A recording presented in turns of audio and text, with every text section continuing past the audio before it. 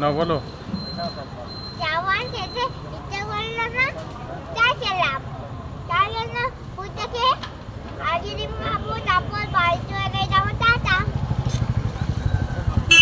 খাওয়া হয়ে গেছে, এবার আইসক্রিম খাচ্ছি। দেখো কত আইসক্রিম, দেখো আইসক্রিম আইসক্রিম আইসক্রিম খেয়ে এই দেখো আইসক্রিমটা দিতে, এবার খাই চলো। বাবাকে খুলে দিতে বলো।